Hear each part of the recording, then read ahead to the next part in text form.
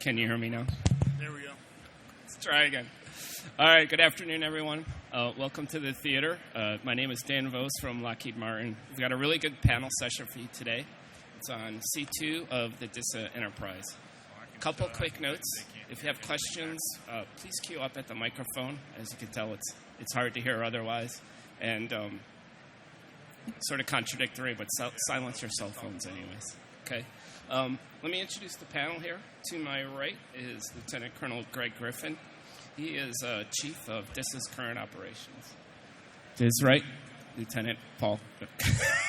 I just demoted you. That's right. Colonel Paul Kraft, DISA Global Commander. To his right, Colonel Denise Brown, Commander, DISA Europe. Colonel Jay Matos, Commander, DISA PAC. And finally, Mr. C.J. Reed, Director for the DEC, Ogden. So, without further ado, I'll turn it over to Mr. Scott Rudikowski.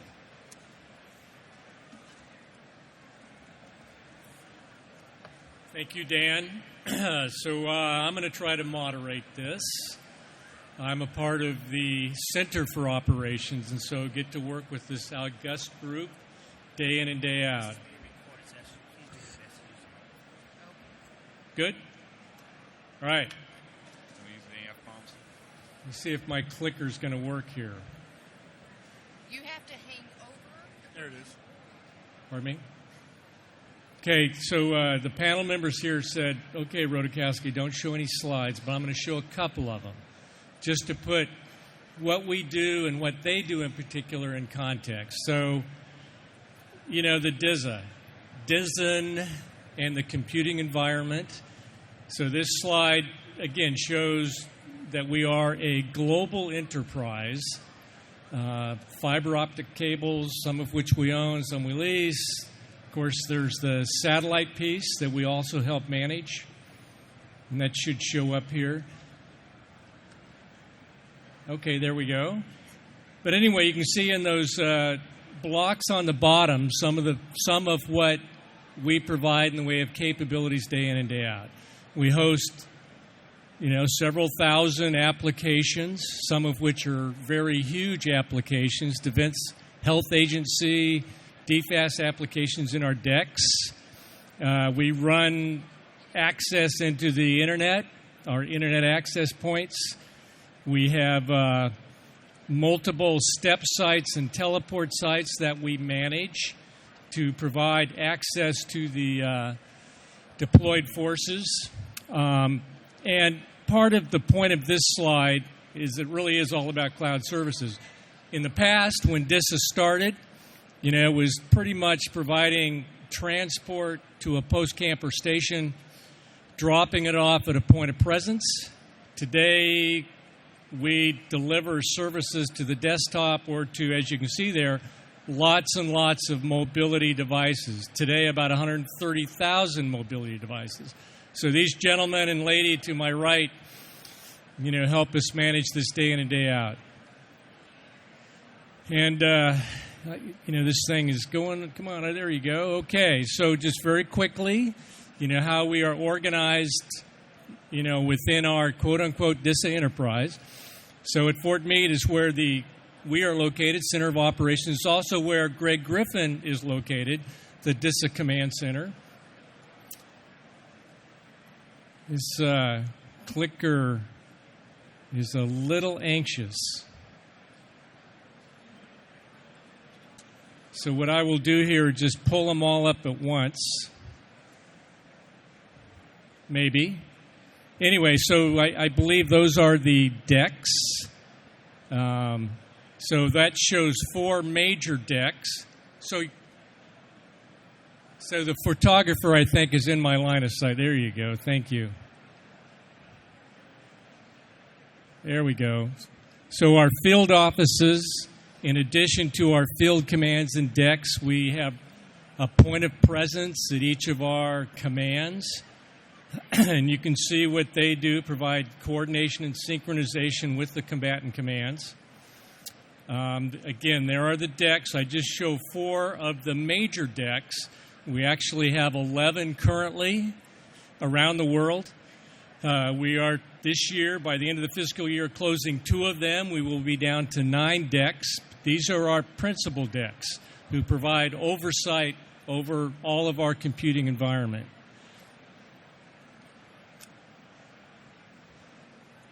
Okay, and we have a couple of special agencies you see up there, WACA, Joint Staff Support Center in the Pentagon. DISA, of course, is also getting involved with something called the Joint Service Provider, JSP. And that is all of it together.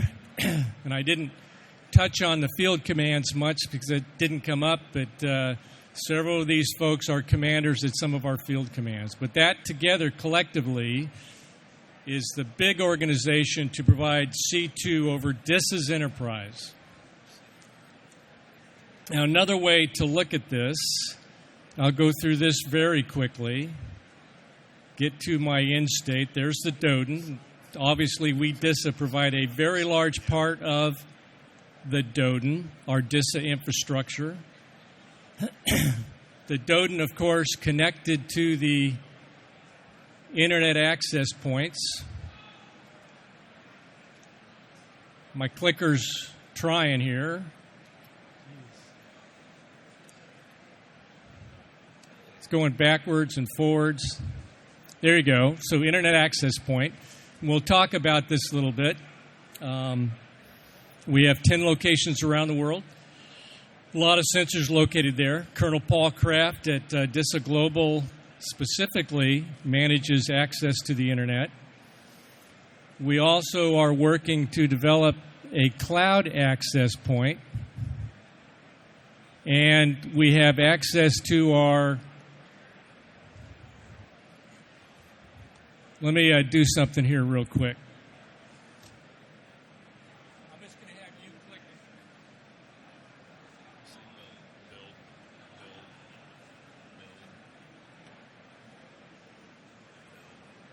Next.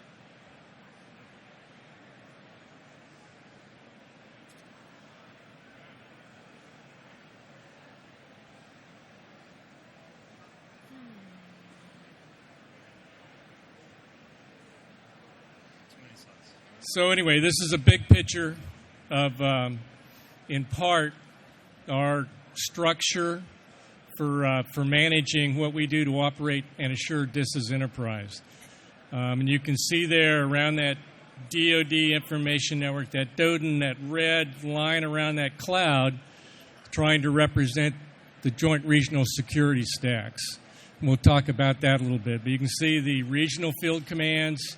You can see the DISA Command Center, kind of the head of our command and control capabilities, and, of course, the DISA Global, et cetera. So, next slide. So let me turn this over to Greg Griffin here, who works at the DISA Command Center, runs our current ops. Greg, go ahead. Good afternoon. I'm Greg Griffin, Chief. Can you hear me? All right, there we go. Greg Griffin, I'm Chief of Current Operations in the DISA Command Center. And so Mr. Rudakowski has done a great job of laying out just the pure scope of DISA's infrastructure and architecture. And that, on a daily basis, translates into a lot of information coming in very, very quickly. And you can see, if you look at the left-hand side of the chart, on the operate portion of this, we've got lots of statistics. We've got 10 million alarms. We've got thousands of trouble calls that come in, and 22,000 changes that happen on a daily basis. And then if you flop all the way over to the right-hand side, you'll see on the defensive side, we've got hundreds of millions of events and blocks that happen on a daily basis. Channeling down into, on both of those layers, you'll see that we are slowly using automation and using the field commands, who are the first ones who receive this information, to filter through what's going on and what's happening out there, to be able to report up those things that meet criteria that the commander has designated, or the director has designated, as important for him to be able to synchronize this network. He reports that all up to the command center, which then paints that picture for him in daily reports that we provide to him, so he can make risk and resource-based decisions in order to be able to tie our acquisition process into the gaps that we have on the network, or things that are being exploited, or weaknesses that we have found that we need to provide more to our customers. And so we provide that picture up to him, and then he provides us guidance, which is then formed into orders, which synchronizes the operations that as they flow down to the field commands, and ensures that we operate in a synchronized manner. Now, it's not just fire and forget on the orders. We do a meticulous job of ensuring that these don't conflict with one another on the network, having multiple things happening at the same time. And with 22,000 changes a day, that is a full-time job. We have teams at the DISA command center level, but also that are at each of the field command levels, to make sure that we're communicating and synchronizing all of those actions to ensure that we don't have any fratricide on the network, and to reduce any potential interruption to our user base. On the right-hand side in particular, we start looking at Defend, that when we receive the different tippers and intelligence from the various agencies, but also from the analysis that's being done at the field commands, we ensure that we produce the orders and the audit trail to be able to make sure that we are acting in a way that we can not only synchronize, but also to be able to audit to find out what happened if there is an unintended consequence of a certain action. All of those things, we're doing this 24/7, 365 in an operations center that's manned at about 90 folks, spread over 3 shifts. So that is the tempo of operations, and making sure that we keep the commander, the director, updated on everything that's going on, and providing him that situational awareness, and then making sure that his directives are carried out through the organization is our primary function at the DCC. Okay, thank you, Greg. And again, just a day in the life. You can see the activity that goes on. And again, as Greg said, not a lot of people. So we are always looking for smarter ways, better tools, automation, integrated, to do things smarter and better.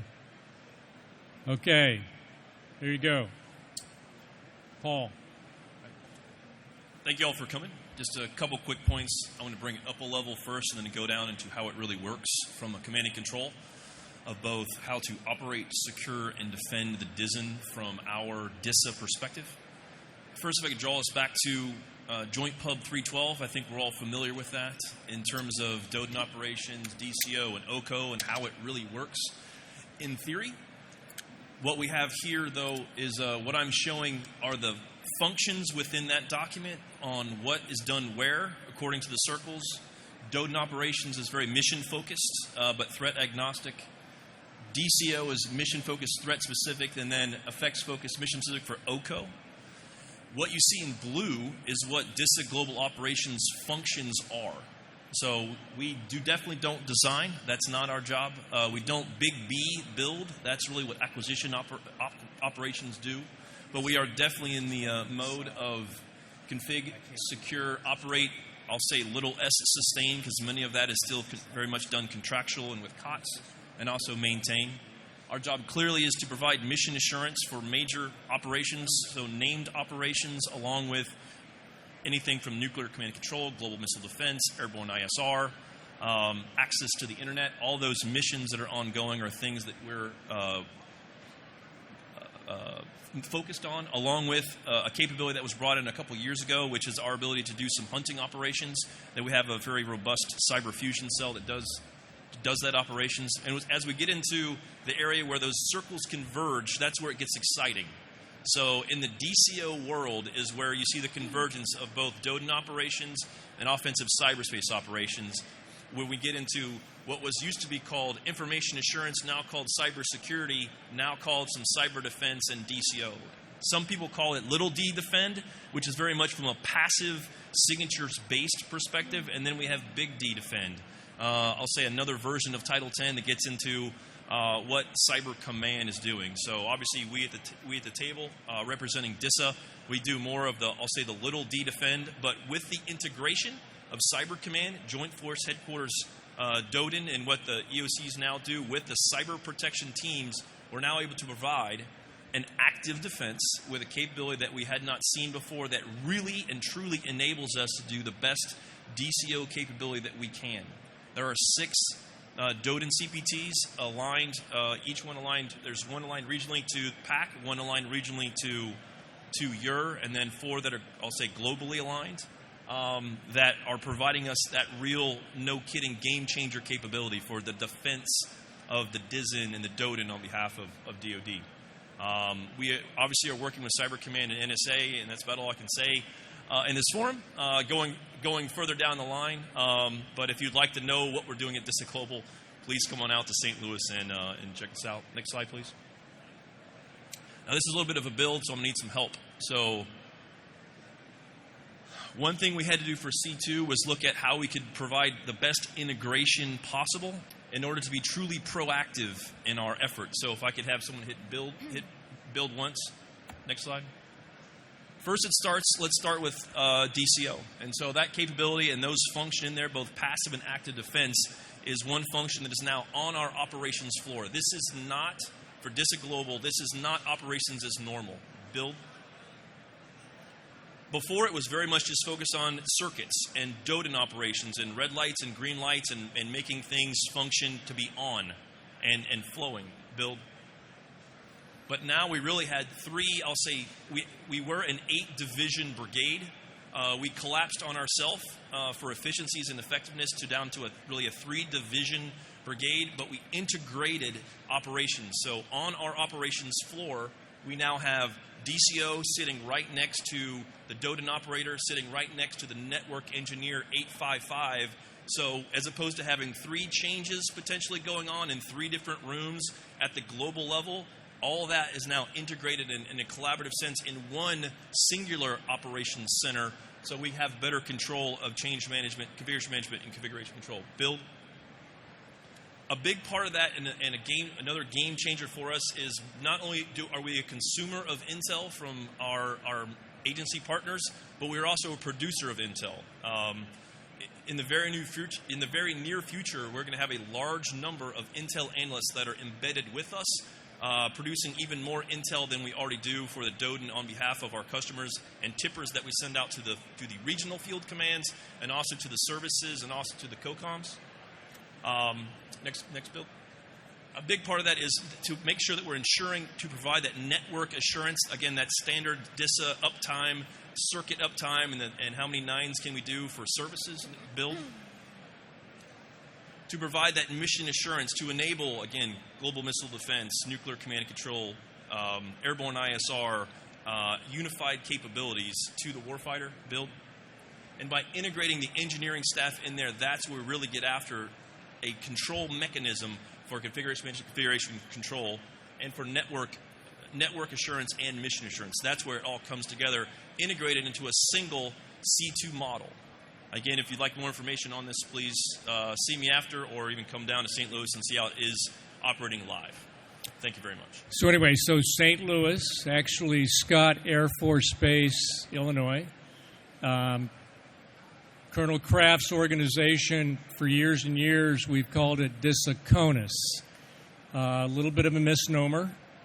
So we recently put out an order saying, hey, this officially, he is being called, his organization, the DISA Global Operations Command, because of his global mission, managing most of the DISN, that IP infrastructure, the voice network that we have in the near future, and what's beginning right now, of course, is the management of the joint regional security stacks at that strategic layer. So, big organization. They get to move into a brand new building on Scott Air Force Base that is really going to be something. So that's going to happen in June officially. But anyway, so Paul plays a critical role in all of this, but we have our regional field commands critical to what we do in providing our capabilities out into the operational theaters. So, Colonel Brown, you want to take it over? Okay. Can you all hear me? All right, just checking. So, Scott, first I want to thank you for moderating this. I know this is your daily challenge, moderating the 5 of us here at the table on a daily basis. So, if we can go to the next slide, please. So what I'm going to discuss today is, first of all, I'm from DISA Europe. In 2013, we established the first Enterprise Operations Center, which was part of the JIE effort. Our core roles right now, so when we talk about what the DNC does and what DISA Global does, I'll try to tie that into this brief. So we operate and defend the DODN. We do both DODN and DCO operations, and we do this in support of 2 combatant commands, EUCOM and AFRICOM.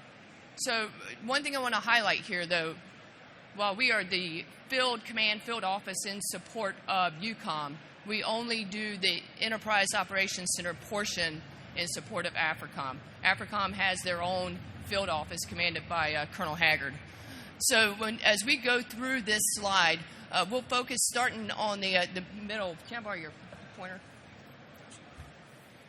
We'll focus on this portion right here. So this is where the EOC, so we have the DNC role, which is now nested and merged into our Enterprise Operations Center. And that will eventually feed into the DODN command. And at this point in time, that's provisional.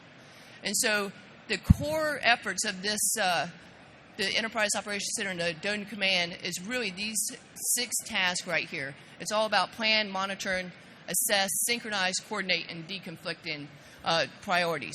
So we receive all of our priorities and directions from the combatant command. They provide us their directions, and then we coordinate here with the DISA Enterprise, which is really going back to the DCC.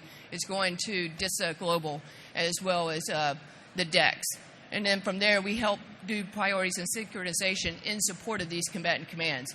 And then when you start pulling over here, we then begin working with the theater service operations centers. Right now, we only do synchronization with them. We do not have task and authority over those elements.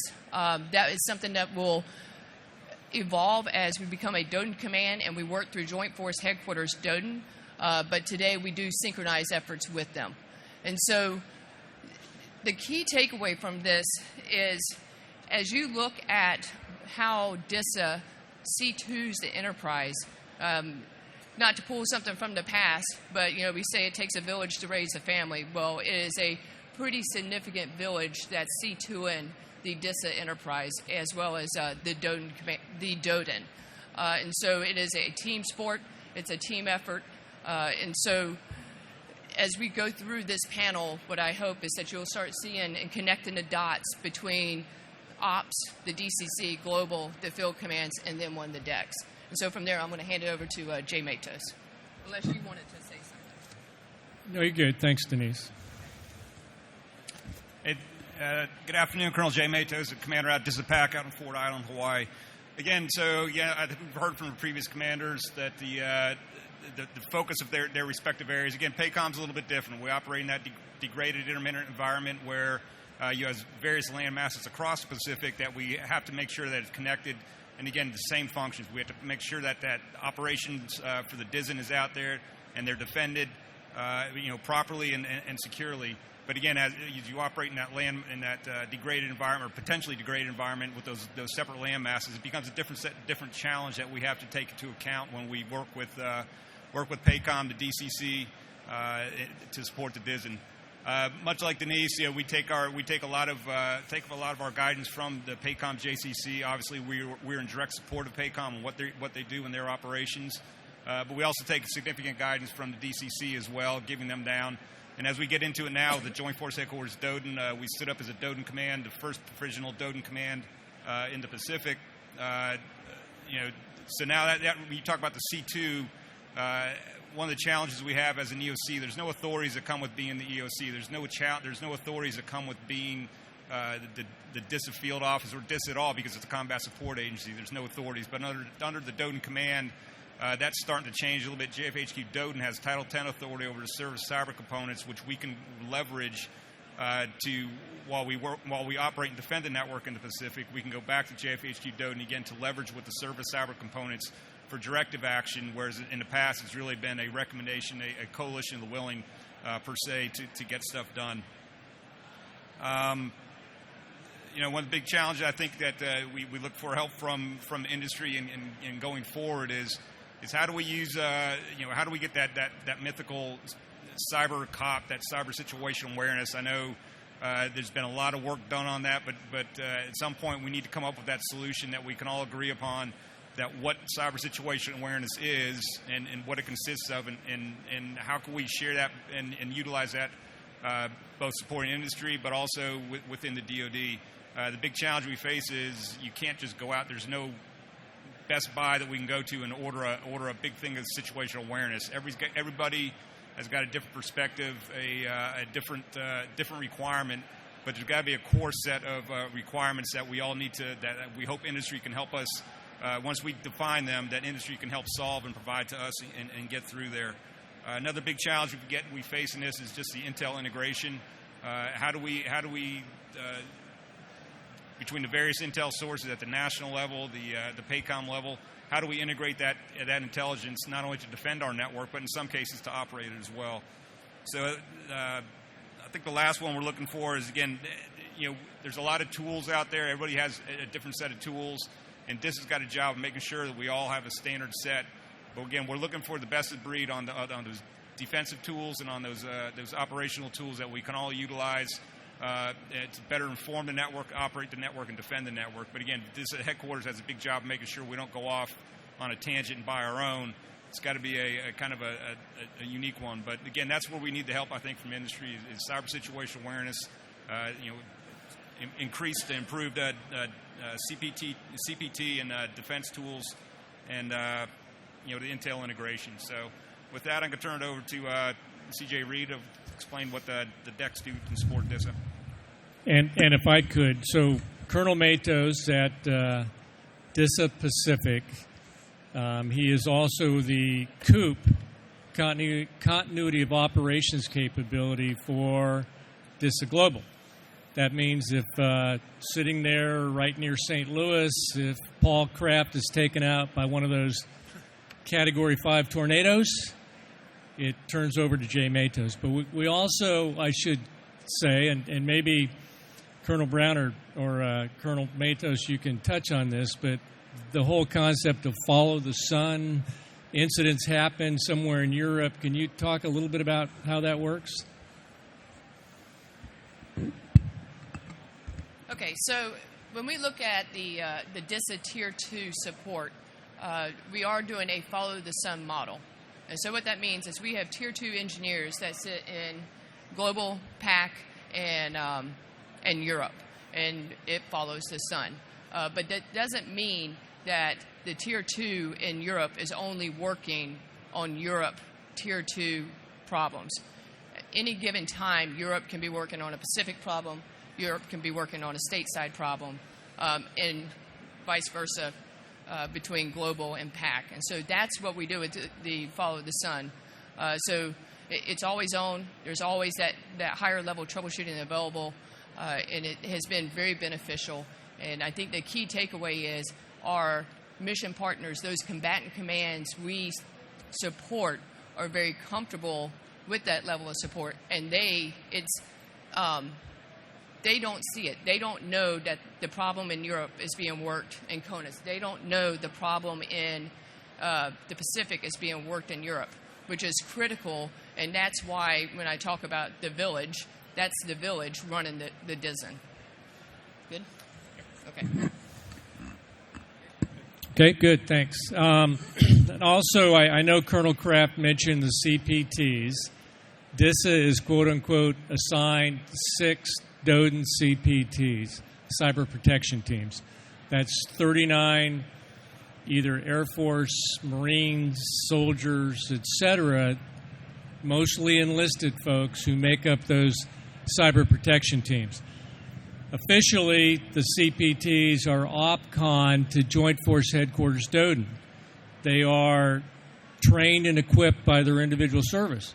However, when they get assigned to, let's say, Jay Matos out in the Pacific, he's the one that really takes them under his wing, make sure they're trained, make sure they have a place to work out of, and he works really the details of how they get on a different mission. Any comments on that, Jay? CPTs? Yeah, so the CPTs, so we have that, and then now with JFHQ Doden, one of the challenges we'll talk about is they're OPCON to JFHQ Doden. All Doden CPTs are OPCON. So working out the relationship, being able to task that CPT in a timely fashion. When they're on mission, they're assigned take-on to us, but we have to request that take-on relationship per the orders. But again, I think it builds a lot of synergy having them co-located with us at DISA PAC because we have that CNDSP capability.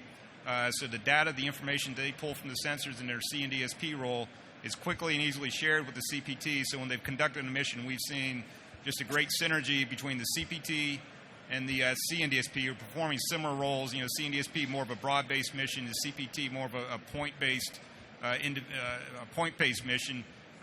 But again, they're able to share information as the CPT comes back. It's able to share information with the CNDSP they found, and vice versa. So it's a very synergistic and a very again well-run, well coordinated effort there on the CNDSP part.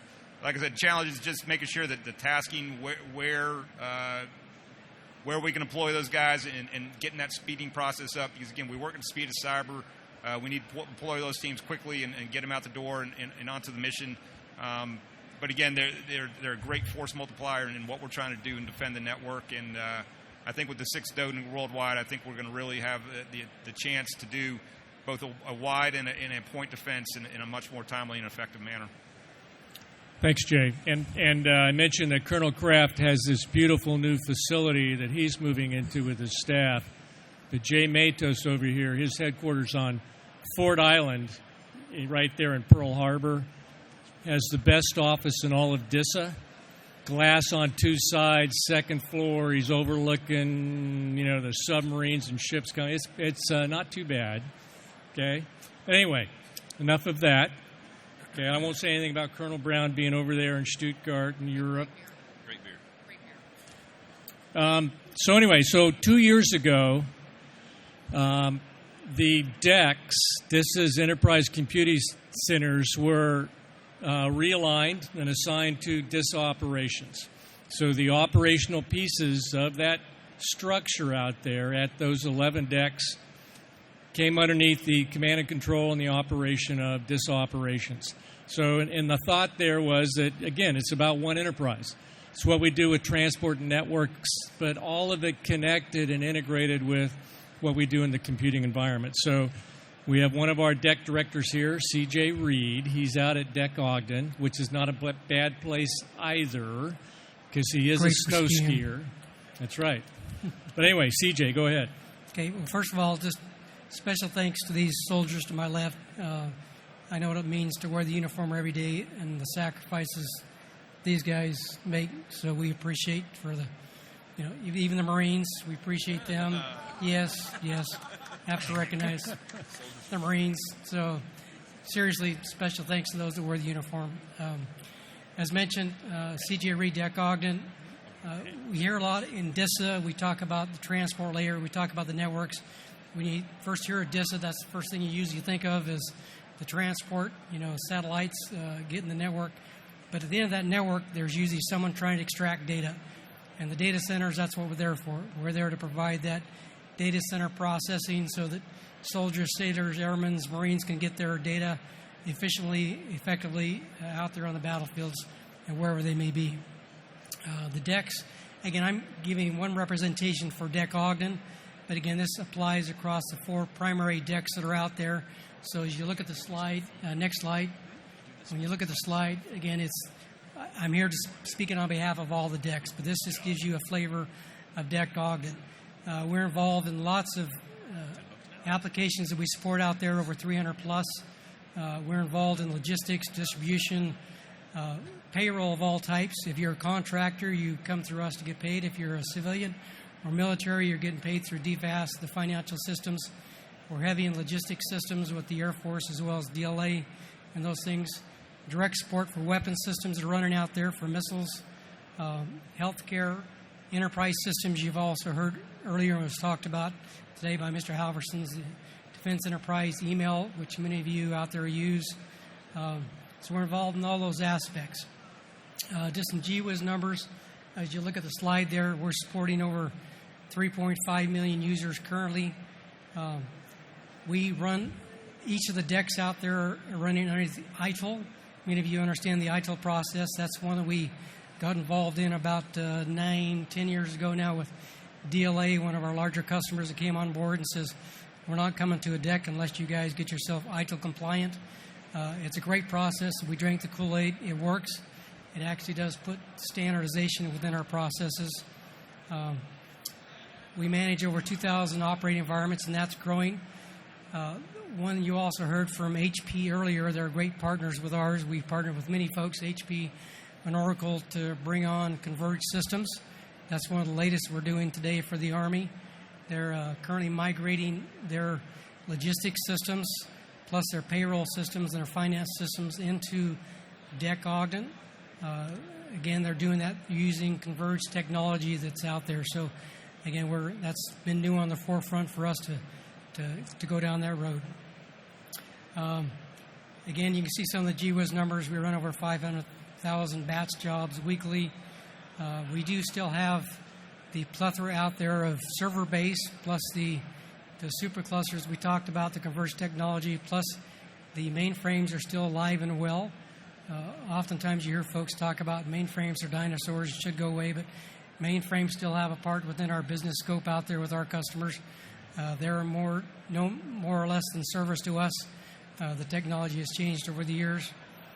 Under the command section, just a few GWIS numbers there. You can see that some of the systems we run there, over $1 billion annually through the EBS systems. That's DLA's log system. Transcoms, DPS, those of you in the military uniform and civilians at PCS, we run that system. You can see some of the numbers there. WAF, wide area work floor, if you do business with the government. Small business, we run those applications there at Ogden. And you can see we do over $1 billion in invoices a day through that system alone. So, again, this is just small sampling. Next slide. You heard a lot about how do we defend. Again, these great compadres to my left talk about defending the network out there. But, again, once it gets past the network and gets into the DEC infrastructure, we have to defend the DEC. So how do we do that? So we have lots of tools out there. We oftentimes get accused from our customers of saying, it takes too long to get something up. You heard that from Mr. Halverson. It's too archaic with your current process of getting stuff stigged and scanned and getting authority to operate on the network within those. And I'm very much excited to hear those kind of terms to where we can make the process better. I'm all for that. But nevertheless, we do go through that process in order to get systems onto the network. We use various tools that are out there. Some of those you've heard of that was mentioned there by Mr. Halverson that we're using RMF. DICAP has been replaced with RMF, and that's what we're currently using. HPSS is another core set of applications that provide defensive capabilities that we're using today. ACAS is our primary network scanning tool that we use out there, managed by our headquarters. And then Blade Logic is our primary patch repository that we use out there. CMRS is the latest. If you heard those terminology, CMRS is what everything rolls up into.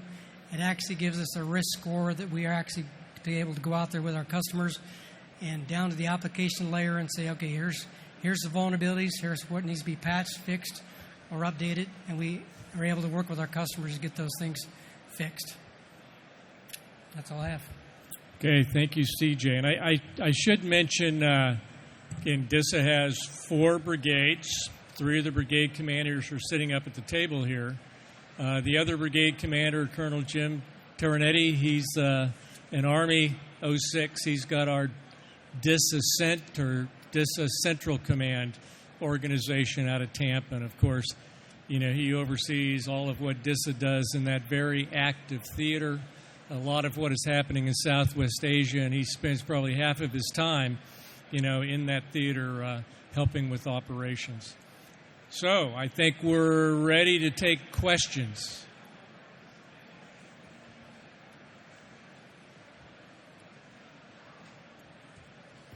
Don't be shy. These folks stayed up all night thinking about what they could answer.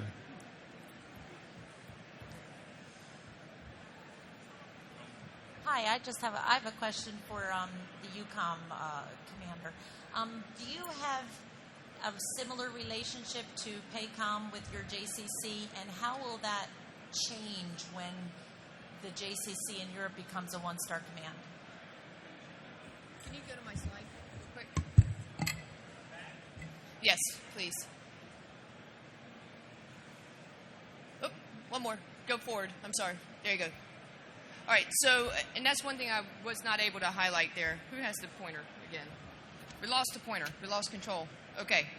So this right here, if you look at that where it says US UCOM, that should also say the Joint Cyber Center. I think it does. I just can't read at that angle. So that is where we also take priorities and direction. So in UCOM, which may be a little different from PACOM, I'm not quite sure, but in UCOM, the Joint Cyber Center is a dual-hatted position. So it's the UCOM J6 and the UCOM Joint Cyber Center. So we already work very closely with the UCOM J6 as the EOC prior to them establishing their JCC. So, and that was really, with the J6 side, that was in large part with the DODN. So what's really happened is now that they've established that JCC and they're really starting to do the DCO, the OCO operations from a DCO perspective, we're actually working better with them from an EOC with the DCO tasks that we have, our CNDSB plus the DCO. So the relationship has actually gotten better, and I think we are getting better in that theater. General Lynn mentioned yesterday that Joint Force Headquarters DODN deployed their first JTF into the UCOM area, and they were working and nested inside of the JCC. And then we worked also very closely with that JTF from an EOC and a DISA perspective. You don't get to ask questions. Sorry. No, I'm kidding. Okay. So She was on this panel last year with us. So, good afternoon, guys. So I have one question for any one of you. If there was any one thing that you could change to make this C2 construct better, what would that be and why? We can go down the line. I think the challenge we have, I think the biggest challenge we face is the networks out there are owned by the services. So if we want to direct any changes, we want to direct any actions, either operations or defense of the network, the services still own a trump card to say, no, we can't, and that's where we have to go back to JFHQ DODN. And so I think that really inhibits our ability to respond quickly in a regional fashion, because we have to go back to 24th Air Force for the Air Force, or McNosk, or MAR4 Cyber, or the NICTAM, 10th Fleet on the Navy side. So that ownership of the services, which again is still vital and understandable at the level from trying to command and control it, again slows it down and makes it much more challenging for JFHQ DODN and everybody involved when we have to utilize when we have to go back through that extra layer of service scrutiny on orders and directives. Yeah, and I'll chime in on what Jay said. When he's talking about the service components, what we're seeing is there's a mismatch with the C2 construct. And what I say with that is we're regional, but the only regionally aligned cyber service components are the Army. The other ones are all centralized. So that doesn't match with a regionally aligned DODN construct. And so I would say that's probably one of our biggest challenges as we work through this. And then we have to be careful, because then we are adding layers, like Jay said. So not only are we mismatched as far as our alignment, we're continuing to add layers to get at the cyber challenge that we have. And we just have to be careful. I'm not saying it's too many layers yet, but we need to make sure that we don't continue to create these layers that later become eventually a bureaucracy. You want to say anything to that, Paul? So I'll say I don't necessarily have the same challenges regionally because we're dealing globally. For us, we go directly to the Air Force, the Army, to NETCOM, to the Marine Corps on changes. So those happen pretty fast. But for our active defense side, kind of more so to Jay's other point on CPTs, we're looking for, because we're working at net speed, if we want immediate high-end net defense, we need to have immediate high-end ability to task and move and maneuver the cyber protection teams that are aligned to us, living, breathing, sitting next to us, that if we can't tell the person to our right, I need you to do this now, that's a challenge if we have to go up and ask and then pontificate and then come back down and get a response. That mashup is working better, and we're working through the C2. Obviously, between how we're embedded with JF2 DODN now and how we're aligned to Cyber Command now and to the DoD CIO now, so everybody has many bosses, and we have to take care of the customer. But I think we probably need to tighten the alignment a little bit better between the cyber protection teams at the DODN level and the global and regional cyber commands that we do have. So at the headquarters level, at the command center, you'll see in the just above the smack middle of that slide is that GOC. Well, that GOC is composed of two different things: the DISA command center and the DODN JDOC.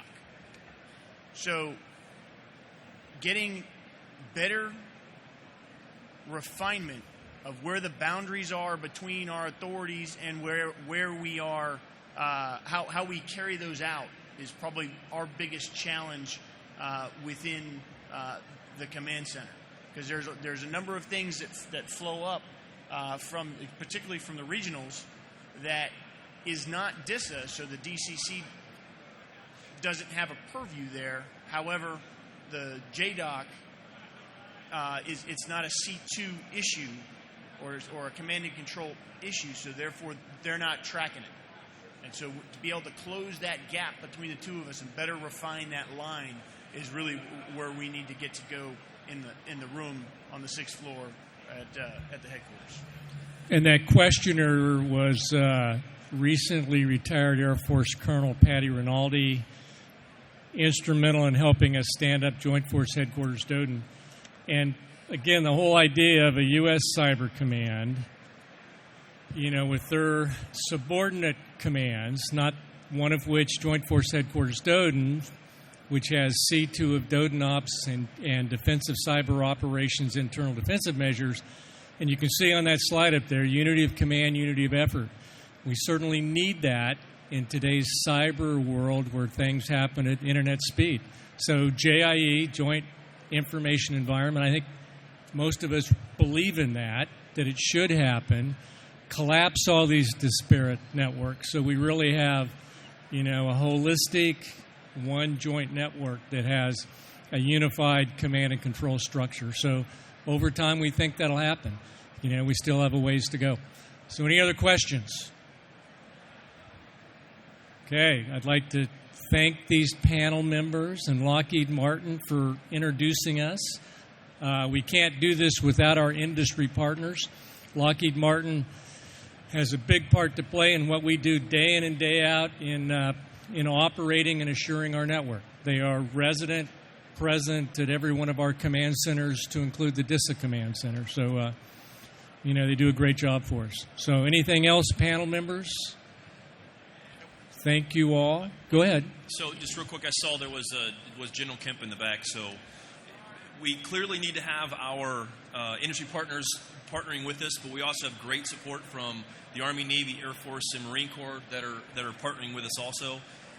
Active component and also reserve component. We have a very heavy mix of reserve component folks that we could not work without and get our job done without the support from the reserve side, along with the industry, along with the active force to do what we do. So I just want to make sure we shout out to both our industry partners and our reserve counterparts to make it happen day in and day out. Thank you. Thank you all.